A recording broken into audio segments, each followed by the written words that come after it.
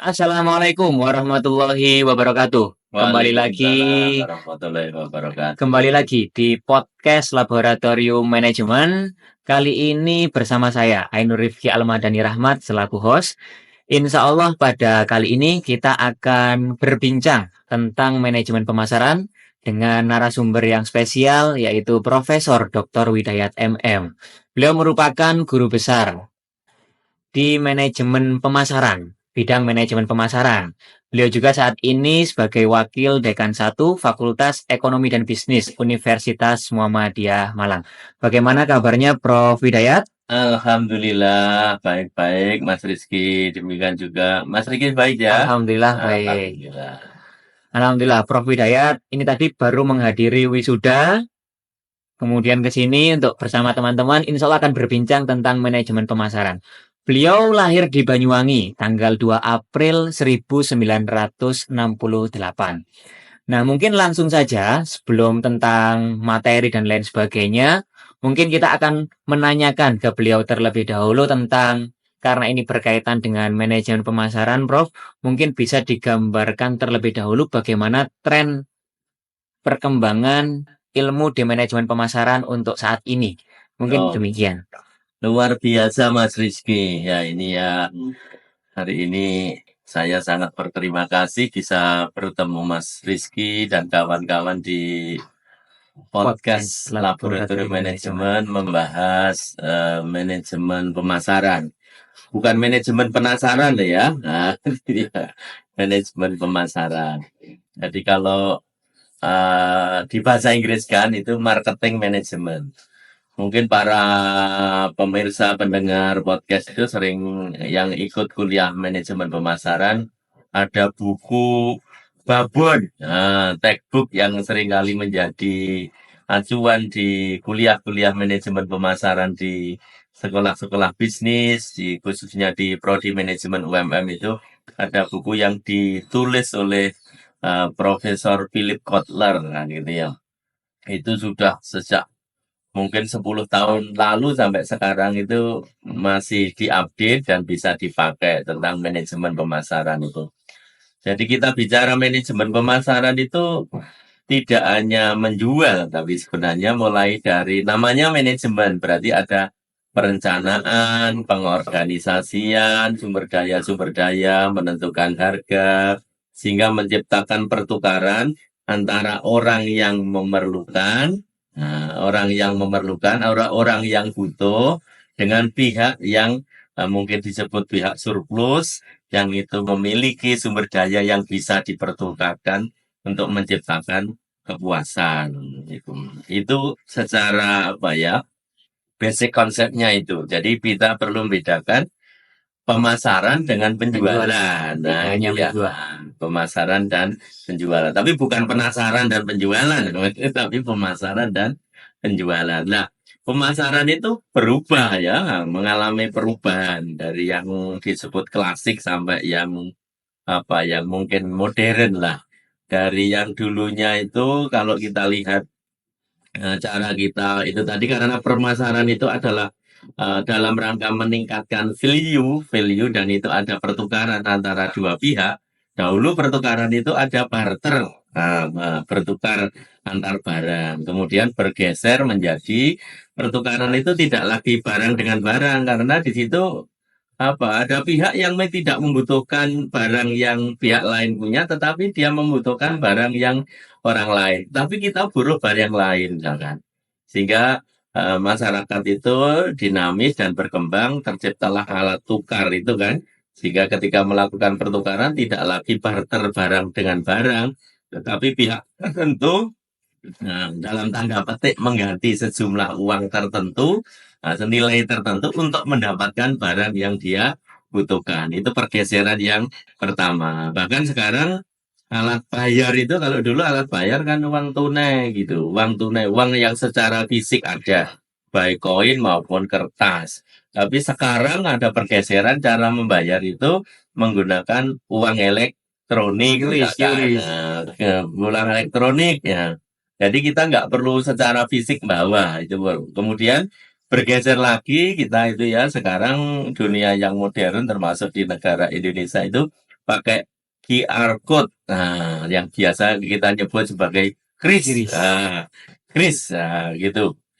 Sehingga itu salah satu pergeseran di dalam pemasaran untuk memanfaatkan alat tukar itu. Kemudian pergeseran yang kedua itu dari sisi bagaimana mempromosikan. Nah, misalkan bagaimana agar produk kita itu, jasa kita bisa dikenali, dikenal oleh masyarakat, diminati masyarakat luas yang itu tinggal di berbagai wilayah belahan dunia. Kalau dulu secara klasik dulu ada hanya yang disebut promosional make, nah itu ya ada iklan. Sekarang itu sudah menggunakan sosial media, itu ada pergeseran dalam sisi itu ya, sosial media. Kemudian cara mendistribusikan. Dulu mungkin kita kalau beli sesuatu harus ke tempat, nah, di mana barang itu diproduksi, barang itu dijual, jasa itu disediakan. Tren sekarang itu ada namanya penjualan pemasaran secara online. Nah, itu paling tidak ada 3 pergeseran dari yang klasik menjadi yang disebut kekinian zaman now itu serba online, serba uang elektronik, ya. Dan distribusinya gampang sekali. Kalau dulu itu kita pesan barang itu misalkan dari luar negeri lama sekali. Sekarang cepat itu didukung oleh logistik yang memadai. Dan banyak perusahaan-perusahaan yang itu supporting untuk suksesnya pemasaran itu ada perusahaan-perusahaan di sektor logistik. Itu mungkin itu beberapa Tren pergeseran yang terjadi di manajemen pemasaran. Baik, Bro. Jadi baru pengantar sudah semakin penasaran. Penasaran dengan manajemen pemasaran. Nah, itu namanya manajemen pemasaran pemenasaran. Jadi ada 3 pergeseran. Pergeseran alat tukarnya, pergeseran promosi, alat bayar ya. Alat bayarnya yang dulu barter, sekarang pakai uang, sekarang sudah pakai dulu fisik, sekarang elektronik. Kemudian ada pergeseran di promosinya, juga ada pergeseran di distribusinya. Jadi cara menjualnya juga menggunakan sosial media. Sehingga sekarang ini pemasaran kekinian ini gimana? Ya. Maka di pemasaran itu juga ada yang namanya marketing mix. Ada 7P disingkatnya. Nah, mungkin dari Prof. Hidayat bisa memberikan pengantar juga buat teman-teman biar semakin penasaran dengan manajemen pemasaran, dikasih tentang 7P ini apa saja, atau marketing mix ini untuk yang kekinian apa saja yang perlu diperhatikan. Mungkin bagaimana, Prof? Nah, salah satu konsep yang dipelajari di pemasaran itu adalah yang disebut bauran pemasaran. Bahasa Maduranya itu, mohon maaf bahasa kerennya itu adalah marketing mix, bauran pemasaran. Marketing mix itu juga bergeser ya. Dulu klasiknya itu ada 4. Produk, price, promotion, place. Jadi produk, price itu harga, promotion itu promosi, kemudian place biasa disebut sebagai channel of distribution atau saluran distribusi. Nah, produk itu apa ya? Produk itu sesuatu yang bisa ditawarkan kepada konsumen secara fisik maupun secara non fisik. Nah, produk itu bisa dalam bentuk barang yang disebut goods atau dalam bentuk jasa yang disebut services atau biasa kita nyebut layanan. Misalkan kalau di sektor kuliner itu yang ngetren sekarang kan kuliner ya, apalagi kita tinggal di Kota Malang yang dingin itu kuliner menjadi apa ya, bisnis yang sangat menjanjikan ya, bahkan sangat berkembang. Produknya apa? Misalkan saya sebut saja nasi goreng, itu berarti produk. Tetapi yang kita jual itu kan bukan nasi gorengnya saja kan ya, tetapi tempat di mana kita makan nasi goreng itu juga termasuk bagian dari apa yang kita tawarkan. Karena itu bagi pemasar itu ya, manajemen pemasaran misalkan itu di sektor kuliner tidak saja rasanya yang enak, tetapi bagaimana menyajikan nasi goreng, toppingnya nasi goreng, sampai situasi atmosfer di mana kita makan nasi goreng itu menjadi satu kesatuan yang disebut produk. Bagaimana melayani Pelayannya itu juga bagian daripada produk itu. Sehingga di sini ada produk murni fisiknya, ada yang apa ya mendukung produk itu. Kalau itu tadi nasi goreng, ya misalkan. Nah itu bisa jadi satu kesatuan. Ada produk yang kita beli, misalkan beli sabun pabriknya di Cibinong, kita beli online di Malang sabunnya saja kan. Nah tidak kok tidak termasuk di mana mandinya, tapi beli sabunnya. Tapi kalau nasi goreng itu kan berbeda dengan sabun, sehingga kita perlu memahami bagian-bagian daripada produk itu. Ada core produknya, ada augmented produknya, ada tambahan-tambahan yang sehingga produk itu orang bersedia membeli dalam tanda petik, mengeluarkan sumber daya finansialnya untuk mendapatkan produk itu. Kemudian yang kedua price, harga. Secara sederhana harga itu adalah seberapa uang, nilai uang yang dikorbankan oleh pembeli untuk bisa mendapatkan barang atau jasa itu. Seberapa nilainya. Tetapi memahami price, memahami harga itu tidak simpel semata-mata berapa itu nominalnya. Karena di situ ada melangkut price itu cara bayarnya. Nah, ada diskon apa tidak? Ada termin apa tidak? Ya. Jadi bisa jadi kita membeli barang, misalkan kita sebut saja lah membeli HP merek tertentu, harganya 5 juta. Nah, itu harga, price. Tetapi ada diskon 10%. Ada cashback kalau membeli tanggal sekian. Ada apa misalkan itu ada cashback kalau membeli pada hari ganjil ya misalkan itu termasuk bagian daripada harga. Nah, ini masuk price. Kemudian mungkin ada termin bisa kredit, bisa membayar 4 kali dalam 1 bulan atau dicicil 12 kali itu bagian dari kajian mengenai harga price di dalam marketing. Jadi ada konsep yang lebih luas, itu hanya simpel saja. Kemudian yang ketiga yang itu adalah promotion. Promotion itu ada namanya promotional mix. Nah, jadi bauran pemasaran. Ada periklanan di mana perusahaan atau lembaga, institusi, pihak yang mempromosikan itu bayar. Ya, kemudian ada namanya personal selling, ya. Jadi ada perusahaan-perusahaan yang memanfaatkan penjualan-penjualan secara personal itu karena barang yang dijual itu perlu detail, ya, perlu detail, berisiko tinggi. Itu tidak semudah memasarkan barang yang tidak berisiko tinggi dan perlu detail. Misalkan produk itu obat yang harus dengan resep dokter, itu kan nggak bisa diiklankan di umum gitu saja terus orang beli bebas kan tidak. Belinya harus dengan resep dokter. Kita beli pesawat kalau punya uang nanti ya, ini ya. Orang pemasaran harus kaya ini ya. Kita mau beli pesawat itu tokonya nggak ada kok di Malang ini di Indonesia nggak ada itu terus pemasarannya gimana nggak ada iklannya pesawat kan nggak ada ya. Walaupun kalau kita melihat di marketplace tertentu itu ada yang jual helikopter itu ada pesawat pribadi itu saja misalkan ya. Sehingga itu ada marketing mix, ada bagian-bagian dari promosi itu tadi disebut promotional mix. Kemudian channel of distribution. Itu maksudnya gini, bagaimana barang secara fisik itu yang misalkan bisa sampai kepada konsumen yang membutuhkan. Dari produsen kepada konsumen. Ada tingkatan-tingkatan yang dari produsen langsung kepada konsumen. Ada yang produsen melalui pengecer kepada konsumen. Ada produsen melalui pedagang besar, pengecer kepada konsumen. Misalkan ada tingkatan, berbagai tingkat itu. Paling tidak yang diklasifikasikan menjadi 2 kelompok itu ada apa namanya pemasaran direct ya direct itu dari produsen kepada konsumen. Yang kedua indirect melalui middleman, melalui perantara agen besar, pedagang besar, agen atau pengecer itu pihak-pihak intermediari yang ada di tengah yang menjembatani apa itu produsen bisa menyampaikan barang kepada konsumen secara fisik barang ya.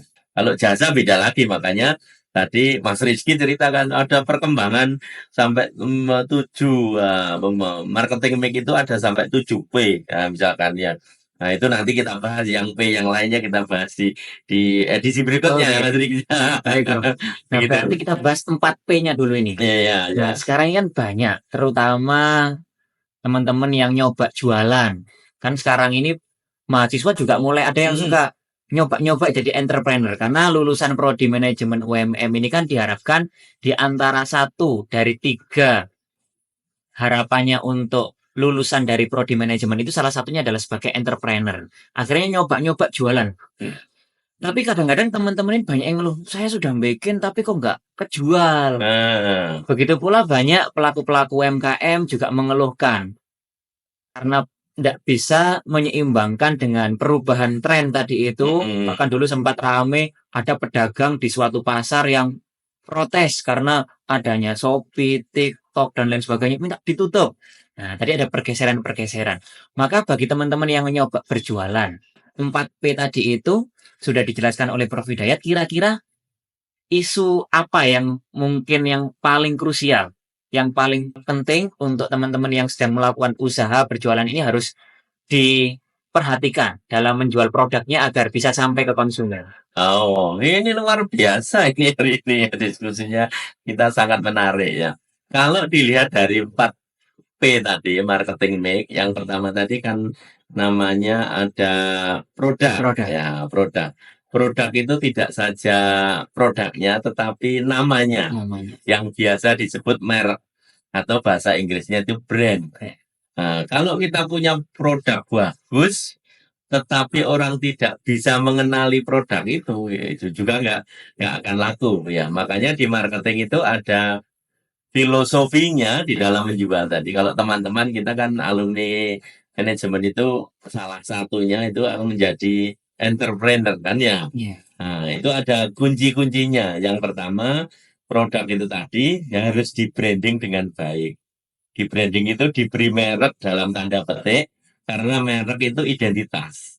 Nah, tetapi merek itu jangan hanya sekedar namanya, jangan hanya sekedar logonya, atau jangan hanya sekedar tulisannya. Karena memberi merek, membranding itu tidak cukup dengan hanya label nama, logo, dan kata-kata saja. Karena aspeknya itu banyak, yang itu mungkin itu 10 SKS lah ya, kita bahas 10 SKS tentang Filosofinya. strategi branding ya. Jadi bagaimana produk itu bisa dikenal? Makanya tadi ada promosinya kan ya. Jangan kan dikenal nanti, tapi ada namanya konsep namanya AIDA. Aida. AIDA. Attention, interest, desire, action. Nah, yang pertama itu attention. Bagaimana bisa produk yang kita jual, jasa yang kita jual itu mendapatkan perhatian dari calon konsumen kita. Perhatian itu bukan seperti announcement di bendera itu loh Mas ya. Perhatian, perhatian, nah, tidak begitu loh perhatian. Atau di kelas perhatian, perhatian tidak itu. Jadi orang itu memberikan pay attention, perhatian pada produk itu karena dia melihat stimulus yang ada di produk itu. Mungkin dari namanya, mungkin dari apa ya kata-kata mereknya itu, logonya itu kan mendapatkan perhatian ya. Jadi calon konsumen itu mengindrai karena kita itu punya manusia ya, itu punya panca indera. Salah satunya itu mata. Jadi dilihat dulu itu berarti apa yang bisa, stimulus apa yang bisa ditangkap oleh mata seseorang sehingga orang itu bisa tertarik. Kalau itu dari yang dilihat. Dari yang dicium bisa jadi kan ya. Masakan itu tadi itu dilihat saja itu nggak bisa masakan itu dirasakan. Tapi kalau baunya itu wow, enak itu bisa Menarik membuka perhatian. orang perhatian kan ya untuk membeli. Ini masakan apa kok enak kan begitu misalkan. Ini sama itu wujudnya juga gitu misalkan sehingga ada kunci itu. Memang ada orang yang kelihatan produknya bagus menurut versi dia, tetapi kok nggak ada perhatian dari calon konsumen, bahkan itu tidak mau membeli ya, tidak mau membeli ya. Itu salah satunya karena mungkin ya bisa jadi karena brandingnya tidak cocok, tidak tepat. Nah, karena itu tidak saja branding, ada filsafatnya pemasaran. Nah, itu paling tidak dibagi dua ya. Itu jual apa yang kau bisa buat, yang pertama. Yang kedua, buat apa yang kau bisa jual. Bisa baca nggak Mas Rizky ya? Jadi jual apa yang kau bisa buat, yang pertama. Yang kedua, buat apa yang kau bisa jual. Gitu ya. Jadi apa ya, itu enaknya gini. Misalkan ada orang nggak butuh onde-onde, ya. Tahu onde-onde Mas Rizky ya? Onde-onde itu yang enak itu kalau wijennya ganjil. Nah, Dihitung iya, sama iya, iya, iya. Itu salah satu tim onde-onde yang enak itu wijennya ganjil. Maka Bapak Ibu, teman-teman yang suka onde-onde nyari yang enak, satu-satu. cari iya onde-onde yang wijennya jumlahnya ganjil. Gitu ya. Nah, jadi misalkan itu tadi ada orang nggak butuh onde-onde. Ya, terus kita itu nggak bisa buat onde-onde. Nah, misalkan nggak bisa. Tapi bisa terjadi pertukaran exchange tadi, pertukaran onde-onde. Artinya orang itu bisa beli onde-onde dari saya yang tidak produksi onde-onde. Itu kan luar biasa. Tapi kalau gini, saya produsen onde-onde. Ya. Sementara Mas Rizky tidak butuh onde-onde, kan saya bisa persuasi agar Mas Rizky bersedia membeli onde itu levelnya masih bawah. Level marketing yang tinggi itu orang tidak butuh dan saya tidak punya produknya, bisa ada transaksi produk yang dibutuhkan, yang tidak dibutuhkan tadi. Ya itu Level tertinggi. itu level tertinggi. Kalau level bawah itu ya Mas Riki butuh onde-onde, saya produsen onde-onde lah. Itu cocok itu level bawah marketing ya. Jadi kita itu harus bisa mengklasifikasikan. Iya, sehingga tugas marketing itu merubah orang yang tidak butuh menjadi butuh, yang biasanya butuhnya sekali menjadi 2 kali, kan gitu ya. Apalagi orang yang butuh, agar dia mau membeli, terjadi pertukaran dengan kita. Nah, itu beratnya marketing itu di situ kan ya, mau menciptakan orang tidak butuh menjadi butuh. Gitu ya. Mungkin itu ya. Jadi kalau kita apa yang harus dilakukan? Branding, kenali konsumen itu ya. Bagaimana menciptakan dia itu agar onde-onde itu bernilai bagi dia. Makanya di marketing itu ada namanya menciptakan value. Nah, value itu ada beberapa kalau dilihat itu ada apa namanya ya? Apa ya? Namanya istilahnya itu tidak saja value atau boleh disebut itu sebagai benefit ya, bentuk. Misalkan apa nilai bentuk. Nilai bentuk itu artinya gini. Jadi kalau pertama ada nilai bentuk, nilai waktu, nilai apa kepemilikan kan gitu ya, misalkan itu ada nilai tempat juga ya. Misalkan kita ada kayu gelondongan, kayu jati Mas ya. Itu misalkan per meter itu dengan kualitas tertentu harganya 1 juta. Ya siapa yang mau beli kayu kan ya? Tapi ternyata ada orang butuhnya itu meja, tiba gelondongan kayu. Terus ada produsen membuat kayu itu jadi meja. Akhirnya orang itu bersedia membeli meja itu yang terbuat dari kayu itu tadi. Berarti di situ si pihak ini bisa menciptakan nilai bentuk karena bentuknya cocok dengan yang diinginkan oleh yang bersedia membeli ya. Gitu kan. Kita beli donat. Donat itu adonannya kan begitu ya, tepung sama itu tadi. Kalau itu donat itu saya under-under gini saja, saya goreng itu ya nggak menarik bagi orang kan ya. Tapi begitu saya bentuk jadi begini, toppingnya saya si Mrs. Bentuknya menjadi menarik dan diperlukan orang. Orang menjadi butuh kan. Sarapan donat, coba kita buat donat itu ala kadarnya. Adonannya sama, orang nggak tertarik kan ya. Jenisnya aja beda-beda. Itu Donatello. gitu loh, ya udah bisa kan. Jadi menciptakan bentuk. Kemudian hujan-hujan begini Mas Rizky misalkan. Itu pabrik payung kalau pas musim panas itu nggak laku, nggak banyak laku ya, lakunya untuk hadiah-hadiah. Tapi mas musim hujan itu banyak orang mencari payung, Payung. berarti payung itu bernilai ketika saat hujan. Mantel 15.000. Ah, mantel 15.000 bisa orang bersedia membeli lebih loh ya. Itu misalkan itu jadi waktunya saat hujan itu sangat bernilai. Ya, itu maka tugas pemasar adalah tadi branding. Bagaimana bisa memiliki daya tarik kan. Kemudian yang kedua, Mengenali konsumen. mengenali konsumen. Kemudian bagaimana itu menjadi bernilai bagi pihak tertentu. Kalau nggak bernilai nggak ada artinya kan ya. Kalau Mas Rizky itu panas-panas, apalagi Mas Rizky ganteng kan, ini ya misalkan saya beri payung panas-panas ke kantor, itu tertawakan orang kan ya. Tapi pada saat itu hujan, Mas Riki payung kan nggak masalah, berarti nilainya, iya payung itu menjadi sesuatu yang bernilai ketika hujan. Mas Rizky dari sini misalkan, Mas Rizky kalau ke kampus naik angkot apa naik mobil itu ya? Naik motor. Oh, naik motor lah, misalkan, naik motor dari rumah ke kampus, nggak hujan, pakai jas hujan, kira-kira gimana ini? Di lampu merah makan orang. Ya, karena itu tadi kan, kok aneh itu, artinya dalam tanda petik produk itu tidak bernilai pada saat itu. Nah, gitu loh. Kalau pas hujan, Mas Riki pakai jas hujan. Nah, itu cocok. Makanya harus bisa menciptakan value creation. Nah, itu ya. Apa? Saya ambil contoh itu Parker ya, tahu Mas Rizky tahu Parker, pulpen. Namanya tulisan itu kan ya gitu itu ya. Nah, namanya tanda tangan itu ada tarifnya enggak dia? Mas Rizky kalau tanda tangan misalkan terima HR, pernah terima HR Mas Rizky ya? 100.000 itu pakai pulpen yang mana? Kalau menerima tanda tangan 5 juta pakai tanda tangan pulpen yang mana? Adakah kan begitu? Nah, misalkan pada saat kerjasama itu MOU pakai pulpen kok pulpennya standarnya.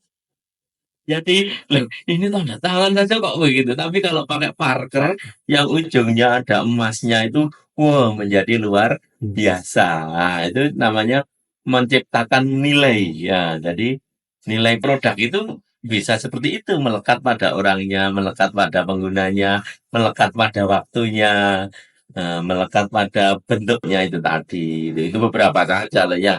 Kita perlu membahas ini nanti kira-kira 8 SKS lah. Ya. Dari 10 dengan selama gitu, Prof. Terima kasih, Prof. Jadi tadi sempat disinggung juga terkait mengenali konsumen. Berarti mungkin nanti bersambung ke setelah ini mungkin membahas tentang STP. Tapi sebelum itu karena tadi ada 4P, kemudian pergeseran menjadi mungkin nanti ada 7P, sekaligus mungkin membahas kalau tadi itu produk. Jadi mungkin setelah ini Prof Hidayat bisa menyinggung bagaimana kalau yang diproduksi itu berupa jasa. Nah, mungkin untuk bauran pemasarannya bagaimana, Prof? Jika produknya itu berupa jasa yang diproduksi. Nah, kalau kita diskusi itu apa ya, perluasan dari marketing mix klasik yang 4B ada itu, ada namanya physical evidence, ada people, ada proses. Nah, misalkan ya Mas Rizky ya. Mas Rizky beli ini saya contohkan kuliner. Nah, itu ada rujak yang terkenal. Tahu rujak Mas Rizky ya? Rujak itu bahasa Arabnya artinya apa itu? Rujak. Warus, nasi. Kalau rujak, itu makanan favorit saya, itu rujak itu. Rujak cingur ya. Makanya saya lahir di Banyuwangi. Di Banyuwangi itu ada makanan khas namanya rujak soto. Itu promosi loh Mas ya, rujak soto. Rujak soto Mas Rizky saya buat penasaran itu. Rujak soto itu enak. Wah, saya ajak. Terus kita ada di daerah tertentu ada penjual rujak soto yang sangat apa namanya itu trending dan viral. Nah, itu kan kita terbayang rasanya rujak kan. Nah, Mas Rizky, besok saya ajak ke warung rujak soto ya rujaknya enak. Pokoknya saya ceritakan rujaknya enak. Kalau rujaknya enak itu berarti kan produk. Rujaknya enak. Nah, kan itu ya, itu produk. Mas Riki saya ajak. Sampai di sana, beli rujak. Beli rujak nggak ada yang kemasan, Mas Riki. Harus on spot ya. Saat itu diulek supaya enak. Ya. Nah, Kalau pengen tidak pedas itu rujaknya pakai lomboknya yang ganjil. 13, nah, nggak pedas. Oh, nggak sih. Bukti kan? Saya coba nanti, saya coba. Saya nggak suka pedas. Misalkan sampai di lokasi itu ternyata Mas Rizky, lah tak dilalah itu kok penjualnya pilek. Nah, terus nguleknya itu sambil gini-gini kira-kira gimana? Nah, rusak enak jadi enak apa enggak itu? Langsung jadi ndak mood. Ah, padahal tadi berangkat jadinya katanya rujaknya enak. Enak, iya. Sampai di sana rujaknya nggak pengaruh dengan itu tadi kan? Tetap enak. Tapi begitu yang jual itu sambil gini-gini, ya saya maaf mas, ya gitu misalkan. Maka menjadi rujak itu menjadi tidak enak dalam tanda petik kita menjadi tidak mood makan rujak. Karena itu ada kaitannya dengan people yang menyajikan. Nah, misalkan mungkin ada people-nya, ada prosesnya. Misalkan prosesnya gini, membuat rujak itu, rujak, terus ngambilnya petis itu nggak pakai sendok, pakai tangannya dia. Supaya akurasinya tepat. Kira-kira bagaimana Mas Rizky? Jadi tidak jadi kan? Kita nggak tahu tangannya habis. Karena itu di situ pentingnya tidak hanya produk, Mang, tetapi juga people dan proses. Nah, terus piringnya disajikan dalam kondisi kotor, kira-kira mau makan rujak? Nggak mau kan? Harus orang tertentu, apalagi kelas masyarakat tertentu, giginya ketat banget ya. Nah, itu makanya perlu ada people, proses, dan evidence. Nah, misalkan lagi Mas Rizky capek-capek, iya, karena ngajar yang banyak sekali capek-capek pagi sampai sore, mau pijet, ditunjukkan, pijet yang terkenal itu sampai ke sana, yang mijet itu emosi, mijetnya tuh, gitu ya, menjadi ya, layanannya menjadi tidak bagus karena people-nya kan ya. Sehingga pijetannya menjadi tidak enak. Nah, itu pentingnya. Karena itu beda dengan beli lampu ya. Kalau lampu apalagi belinya online itu yang penting lampunya kan ya. Nah, yang penting lampunya. Nah, beli sabun tadi, yang penting sabunnya. Tapi pada saat itu ada satu kesatuan antara produk dan jasa. Nah, itu 4P itu tidak cukup yang tadi. Diperluas. Diperluas itu. Nah, itu perlunya. Kenapa perlu ditambah itu? Ada prosesnya, tahu prosesnya. Bahkan di pemasaran-pemasaran yang lebih luas itu ada satu apa ya, import, kalau dari negara sana itu namanya importir. Di sini ada eksportir pakaian itu ternyata gagal ekspor itu gara-gara ketika pembeli buyer dari luar negeri itu mengunjungi pabrik pakaian itu, fashion itu ternyata apa ya, tidak kondusif ya, itu kata najis dalam tanda petik, kotor itu tidak higienis. Akhirnya ada beberapa yang sudah diorder dibatalkan, itu pernah terjadi gara-gara itu menemukan di lokasinya kayak begitu. Seandainya itu nggak dikunjungi, mungkin ya pakainya dikemas, dikirim ke sana, itu mungkin nggak ada masalah. Nah, tapi begitu dikunjungi jadi masalah. 4P itu harus nggak cukup. Itu ya. Survei ternyata bukan beberapa temuan. Itu. Makanya physical evidence di lokasi itu diperlukan dalam pemasaran. Tidak hanya untuk penjual rujak, penjual bakso, tidak hanya food and beverage, tetapi ada beberapa lokasi atau beberapa produk tertentu yang dijual memerlukan itu. Gitu. Baik, Prof. Jadi tadi dari 4P diperluas menjadi 7P, bauran pemasaran. Nah, mungkin selanjutnya juga kadang-kadang banyak teman-teman yang di konsentrasi marketing itu selalu membahas tentang STP. Nah, mungkin dari Prof Hidayat tadi sangat detail menjelaskan. Bahkan kalau rujak soto, Prof Hidayat ini marketing beneran, karena saya yang sebelumnya tidak butuh rujak soto jadi penasaran gimana bentuknya rujak soto ini. Nanti saya coba. Itu tugasnya pemasaran. Merubah orang yang tidak butuh jadi butuh. Dan nanti cari klub Di Google dulu. Iya, Rujak silakan soto. Namanya.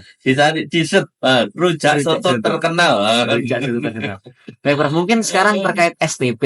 Dari Prof Hidayat mungkin menjelaskan STP ke teman-teman agar bisa memahami lebih detail tentang apa itu STP, segmentasi, targeting, dan promosi. Oh, positioning. Positioning, mohon maaf, terima kasih diingatkan, Bro. Segmentasi, Targeting, targeting, dan positioning. STP. STP. Baik, gimana? Bukan TSP loh ya. Kalau TSP apa lagi nih, Bro? Kalau TSP itu nama Mas Rizky apa ya? Kalau orang pertanian tahu. Jadi bedakan TSP sama STP. STP. Ya. Kalau TSP itu triple super fosfat. Itu salah satu jenis pupuk yang dipakai oleh petani yang diproduksi oleh pabrik petrokimia. Nah, itu TSP, bentuknya bulat-bulat itu kecil lah, itu namanya TSP. TSP. Kalau SPT, surat pajak tahunan. Ini STP. Selain TSP, kalau oli, kekentalan oli itu kan itu SAE kan ya, SAE-nya berapa 40. Tapi ini STP di marketing loh ya, bedakan dengan TSP yang di pertanian tadi lah ini. STP. Nah, STP, segmentasi, targeting, dan positioning. Ini konsep dasarnya ya. Ketika kita mau memasarkan produk atau jasa, ada konsep namanya one product for all. Jadi mass production. Pokoknya saya jual ini untuk siapapun. Untuk siapapun karena berasumsi bahwa semua orang butuh dan punya keinginan yang sama. Gitu ya. Bisa berhasil memang. Jadi tidak membedakan, mengklasifikasikan, memetak-metak pasar kita itu bisa berhasil. Jadi tidak harus STP itu. Segmentasi, targeting, dan positioning. Tetapi terkadang agar marketing kita, promosi kita, harga yang kita desain itu cocok, produk yang kita desain itu cocok pada pasar secara efektif, pasar itu kita perlu pilah-pilah, kita bagi-bagi menjadi dari sesuatu pasar yang heterogen menjadi yang homogen. Itu namanya proses segmentasi, memilah-milah pasar dari yang heterogen menjadi homogen agar efektif. Misalkan yang paling dasar itu ada 2 dimensi pasar itu, misalkan pembeli itu paling tidak bisa diklasifikasikan menjadi 2 kelompok, laki perempuan. Berarti ada pasar produk untuk saya yang untuk laki-laki dan untuk perempuan, kan begitu kan? Ya, bisa gitu ya. Itu namanya saya membagi pasar, sudah. Supaya pas. Misalkan, kalau untuk pembersih wajah, untuk laki-laki apa ya, Mas? Kalau untuk perempuan apa ya? Misalkan itu ada yang misalkan. Saya bisa jadi membidik dua-duanya ini. Itu namanya saya mentarget. Mentarget pasar, saya akan memilih dari pilihan-pilihan pasar itu satu atau beberapa kelompok pasar. Nah, nanti saya membuat namanya tagline apa sing gampang gitu ya. Yang kalau di mata pasar saya itu, di hati pasar saya, di pikiran pasar saya, produk saya itu saya ditempatkan sebagai apa aja namanya positioning. Positioning. Misalkan kalau kita lihat itu sabun. Sekarang sabun mandi, Mas Rizky ya. Sabun mandi itu ya untuk mandi. Apa bedanya mandi itu laki-laki sama perempuan? Sama saja, tidak. Tapi misalkan, ternyata kalau orang laki-laki mandi itu asal berbusa saja kan, ya asal bersih. Tapi kalau orang perempuan tidak, wangi. Gitu. Harus wangi, harus lembut, membuat kulit dia jadi halus. Misalkan. Ternyata keinginannya beda dari mandi. Terus saya membuat produk, sabun mandi khusus laki-laki. Kan itu ya. Sabun mandi khusus perempuan. Nah, berarti saya telah mentarget pasar saya dalam tidak harus dua-duanya karena mungkin sumber daya di perusahaan saya atau di institusi saya itu hanya bisa membuat produk untuk sabun perempuan, ya saya nggak perlu masuk pasar Laki-laki. lagi. Perempuan saja. Nah, misalkan terus kita buat sabun itu bagi perempuan, bagi wanita, sabun itu kan menjadikan dia apa? Menjadi cantik kan ya. Akhirnya saya memposisikan sabun kecantikan bagi misalkan ya diposisikan. Akhirnya saya membuat kata-kata yang menarik dari situ supaya sehingga saya buat sabun mandi kecantikan yang membuat Anda seperti bintang film. Ini jadi kalau look sabunnya bintang, misalnya sebut merek misalkan itu sabunnya bintang film. Kan nggak ada sabun mandi petani kan nggak ada kan. Sabun petani dosen kan nggak ada kan. Itu misalkan sabun mandi dosen kan nggak ada. Karena dosen tidak menginginkan, walaupun wanita tidak menginginkan cantik kayak gitu misalkan. Jadi itu contoh Sampai di bagaimana sabun menggilah itu gambar yang ditampilkan juga ada yang gambar gift hijab. Kayak itu Nah, gambar sama keluarganya, karena ya, melindungi keluarga. nah itu ya itu namanya mempositioningkan. Jadi ini adalah sabun yang melindungi kesehatan keluarga. Bebas dari apa kalau kesehatan? Bukan cantiknya kan, tapi terbebas dari Kuman. kuman. Nah, kalau yang itu membuat kulit cantik halus. Kan itu. Kalau sabun mandi keluarga, misalkan, itu kan anaknya bisa laki perempuan, bapaknya ada. Masa saya buat sabun kecantikan? Ya nggak cocok kan? Ya, misalkan. Tapi kalau itu tadi, pasar wanita itu mesti akan mencari sabun yang membuat kulit dia jadi halus seperti bintang film. Gitu misalkan. Jadi itu proses segmentasi, targeting, dan positioning. Walaupun kadang tidak tepat, ya. Kadang kita membuat produk itu mestinya untuk laki-laki, kok ternyata yang beli perempuan. Nah, kadang seperti itu. Setelah di lapangan yang terjadi. Makanya di dalam segmentasi ada namanya empirik dan post hoc. Jadi kita tidak tahu sebenarnya pasar kita itu laki atau perempuan. Kita buat produk. Nah, ternyata hasil survei di lapangan yang membeli banyak perempuan. Nah, baru kita segmentasi perempuan. Namanya itu. Misalkan lagi Mas Rizky, sepeda motor itu dulunya ada perbedaan antara sepeda motor laki sama perempuan. Kalau sepeda motor laki ada koplingnya. Nah, kalau perempuan tidak. Sehingga ketika satu produsen membuat sepeda motor matic nggak pakai kopling, itu seolah-olah itu adalah sepeda motor perempuan. Tapi faktanya di lapangan itu laki-laki banyak pakai yang matic. Nah, itu salah tapi menguntungkan. Nah, gitu ya. Tapi awalnya desainnya tapi ternyata di lapangan bisa dipakai kok. Itu misalkan. Jadi marketing itu makanya membuat penasaran itu betul. Ini nggak cocok kan ternyata untung kan, ini nggak cocok tapi untung. Ya. Baik, Prof.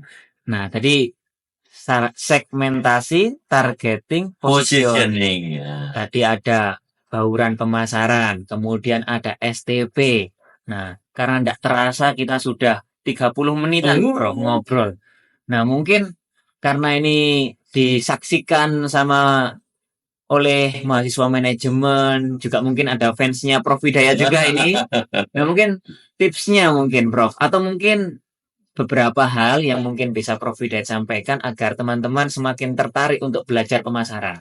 Mengenai pentingnya memang belajar pemasaran di era kekinian ini. Agar teman-teman lebih bersemangat mempelajari apa itu marketing mix, kemudian STP tadi itu, sampai ke dalam-dalamnya. Pentingnya Bro, pentingnya pemasaran sekarang ini apa Bro? Biar teman-teman ini mungkin nanti kalau yang semester 4, semester 2 itu nanti ambil konsentrasinya biar tertarik konsentrasi manajemen pemasaran. Atau enggak konsentrasi. Ya, baik. Coba kita kenali ya. Itu saya tidak dalam rangka mempromosikan yang saya minati itu orang lain harus sama dengan saya, tidak. Tetapi dari 4 fungsi yang ada di dalam perusahaan itu, ya mana yang paling mana yang paling dianggap penting misalkan itu ya. Coba apa yang menyebabkan perusahaan itu mati? Apa yang menyebabkan perusahaan itu bisa berkembang? Itu karena produknya laku, jasanya dibeli orang. Ya, produknya laku, jasanya dibeli orang kan itu ya. Artinya ada orang yang bersedia mengorbankan sumber daya untuk mendapatkan produk itu. Disitulah perannya pemasaran. Sehingga sebenarnya pemasaran itu menjadi salah satu kunci. Kalau sudah ada penjual, siapa yang nyatet? Bagian itu kan administrasi kan ya. Tapi sulit itu loh, menjual, memasarkan, bukan menjual saja, memasarkan. Karena ada kelompok masyarakat misalkan, ya katanya itu kalau harganya tinggi, itu penjualannya akan turun atau menjadi. Tapi faktanya tidak kalau dengan segmentasi itu. Ada harga barang yang semakin tinggi bahkan mahal itu malah Semakin dicari dicari. orang. Nah, itu ya. Ya kan? Itu unik dan betapa pentingnya pemasaran itu tadi karena pemasaran itu menjadi bagian penting di perusahaan itu ya. Semuanya penting, tetapi kalau tidak ada itu jadinya apa? Gitu. Jadi rohnya perusahaan, darahnya itu, darahnya. Ya, dan kemudian yang kedua, kita perlu sukses tidaknya itu tadi pemasaran itu salah satunya adalah ketepatan, kepandaian, kecerdasan memahami siapa calon pembeli, siapa pembeli. Nah, sehingga kita perlu mengamati perilakunya. Dia suka warna apa, dia dengan suka rasa apa, misalkan. Mohon maaf, misalkan kita itu ada mie yang pakai level-level pedasnya. Dan itu dicari orang ya, kan gitu ya. Sampai Ya, antri-antri. sampai antri-antri ya, kan itu kan bukan keberhasilannya siapa, itu keberhasilannya Pemasaran. pemasaran. Imbasnya nanti kan cash flow income bertambah. Itu ada bagian yang nyatat. Produksi mendukung kan itu harus didukung. Jadi tidak berdiri sendiri itu. Saya pengen merancang itu mie rasa apa? Oh, rasa apa? Tidak hanya level pedas, tapi dimensi lain. Tapi kalau yang produksi nggak ada kan ya nggak bisa. Tetapi itu menjadi sesuatu yang penting. Jadi bahwa pemasaran itu adalah fungsional yang penting di dalam organisasi perusahaan, bahkan di perguruan tinggi. Nah, kalau nggak ada pemasaran, nggak ada yang kenal, katakanlah gitu ya. Walaupun mungkin di perusahaan itu dieliminasi pemasaran itu ke penjualan. Padahal tidak, kalau di ajaran di kampus. Kemudian kenali Konsumen. konsumen. Kemudian dinamis mengikuti perubahan lingkungan. Karena lingkungan kita yang disebut VUCA, tuh, Mas Rizky tahu ya, VUCA. Volatility, Volatility, uncertainty, uncertainty, complexity, dan ambiguity. itu namanya VUCA. Nah, pemasaran juga dihadapkan pada persoalan itu. Ya, hari ini mungkin laku keras, besok tidak tahu ya. Apalagi kita nggak tahu siapa yang akan membeli produk kita hari ini, ya, misalkan ini.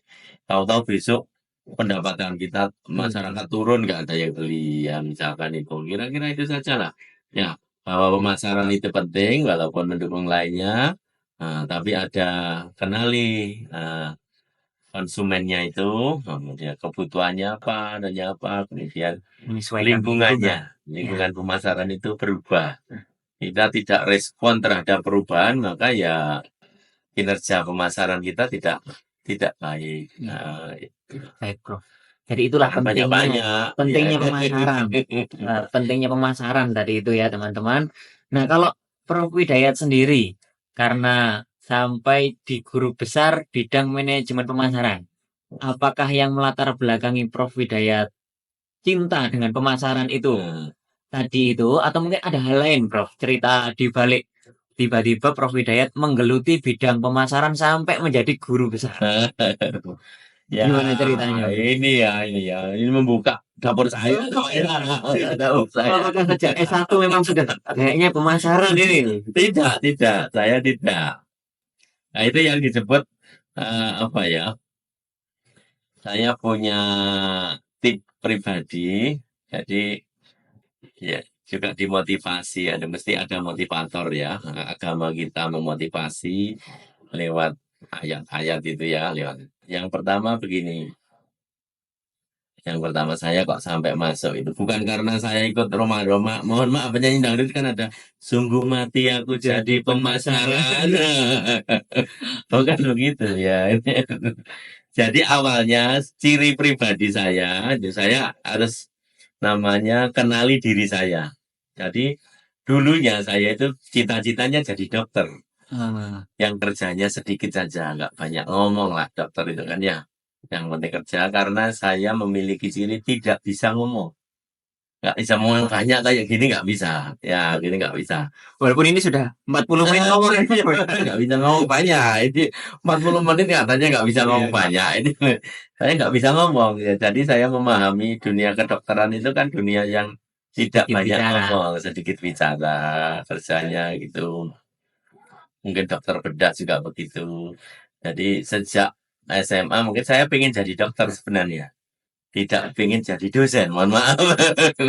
Nah, terus karena gagal dalam tanda petik tidak masuk ke kedokteran itu, saya harus punya alternatif lain ya. Seperti Pak Renal Kasali mungkin tokoh ya manajemen itu, kita harus punya alternatif, alternatif, second alternatif. Akhirnya saya masuk apa itu manajemen yang fleksibel kemana-mana bisa ya. Jadi saya melihat fakultas apa, jurusan apa yang itu fleksibel kemana-mana bisa. Akhirnya jatuhlah ke manajemen. Dulu kan manajemen gitu saja, nggak ada pemasaran, manajemen gitu saja dulunya. Terus begitu saya masuk manajemen itu sepertinya jatuh cinta kan, nggak mau ke kedokteran lagi kan ya. Terus akhirnya, loh manajemen itu ternyata ada bidang-bidangnya ya. Akhirnya mohon maaf, dulunya saya karena tipe saya begitu yang nggak banyak ngomong apa ya. Keuangan, nah gitu ya nggak banyak ngomong apa. Pokoknya hitung-hitung, kan karena saya backgroundnya dari IPA. Hitung-hitung gitu, saya seneng gitu ya. Tapi kan itu tadi peluang kalau saya ngambil keuangan itu, terus nanti di sana ada peluang apa? Nah, kan gitu ya. Saya harus bisa mencari itu tadi prinsipnya pemasaran tadi. Kalau ini nggak bisa ya ke sini. Nah, kan itu. Akhirnya saya belok ke manajemen pemasaran. Nah, manajemen pemasaran itu kan itu planning, POAC itu kan tentang itu tadi jasa atau produk untuk bisa menciptakan pertukaran itu tadi. Nah, tetapi sebenarnya saya itu di sub sub apa yang bisa apa untuk bisa memahami manajemen pemasaran itu saya berada di bidang itu lebih concern pada perilaku konsumen kan gitu. Karena di sini tidak ada bidang perilaku konsumen, adanya manajemen pemasaran. Jadi saya tertarik menggeluti keperilakuan. Nah, ekonomi dan konsumen. Jadi saya luruskan itu karena itu riset-riset saya itu banyak di perilaku konsumen. Nah, jadi variabel antecedent dan apa ya perilakunya itu yang saya geluti, jadi namanya keresahannya consumer behavior, economic behavior kan gitu. Gitu Mas Rizky. Jadi itu prinsipnya tuh. Jangan kok terus nggak punya alternatif, terus menyerah tidak. Saya harus ada alternatif. Kalau nggak gini ya gini, kalau nggak gini ya gini, gitu saja. Baik Prof, terima kasih. Jadi selain berbagi tentang manajemen pemasaran, juga terima kasih Prof Hidayat juga berbagi cerita perjalanan hidup. Terima kasih Prof. Mungkin di akhir ini Prof, di akhir segmen closing statement sekaligus juga pesan-pesan kepada teman-teman biar yang kuliah nanti itu lulus tepat waktu, juga nanti setelah lulus juga mampu bersaing, yang kerja berarti di dunia usaha, yang jadi entrepreneur ya akhirnya berarti menggeluti usahanya. Kalau yang mau melanjutkan di bidang akademik atau research nanti juga bisa melanjutkan kayak Profesor Widat sampai jadi guru besar, semoga nanti itu bisa berjalan dengan lancar. Mungkin tips-tipsnya Prof buat teman-teman semuanya di closing statement ini sekaligus sebagai sesi penutup. Dipersilakan Prof Hidayat. Luar biasa pertemuan hari ini. saya ingin berbagi, mungkin itu bagian dari story of my life. Story of my life, kata Justin Bieber ya dia. Yang pertama kita perlu kenali diri saya. Saya kelemahannya apa, kekurangannya apa, saya punya potensi apa. Nah, kan gitu. Adik-adik, anak-anakku semua harus tahu saya punya potensi apa. Kalau nggak bisa mengenali dirinya, tanya ke pihak lain. Saya punya potensi apa. Misalkan seperti itu. Dan saya harus bisa mengembangkan potensi itu. Maka kenali diri saya. Kemudian ada tahapan yang pertama adalah goal setting. Harus punya cita-cita, harus punya target. Nanti saya akan begini, nanti saya akan jadi begini. Nah, itu. Setelah mengenali diri saya, itu kelemahannya apa.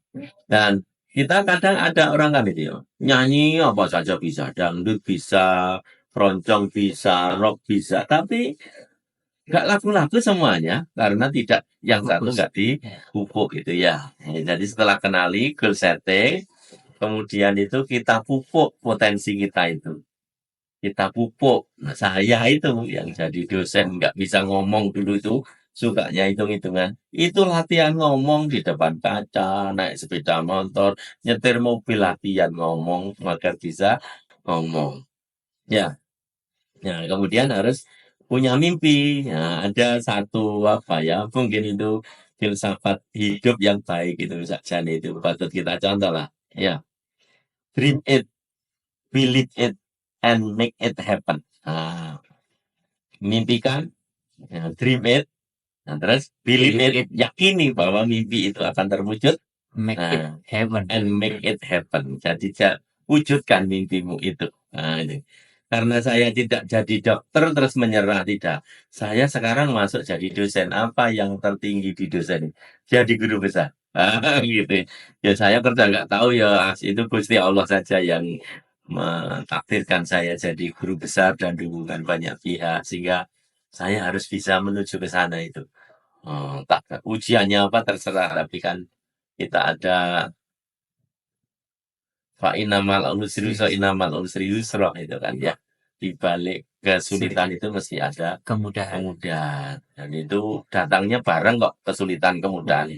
Bukan urut kita sulit terus baru mudah, tidak. Itu mesti ada pertimbangannya kan gitu. Itu saja mungkin yang tip pertama ya. Tip kedua nanti.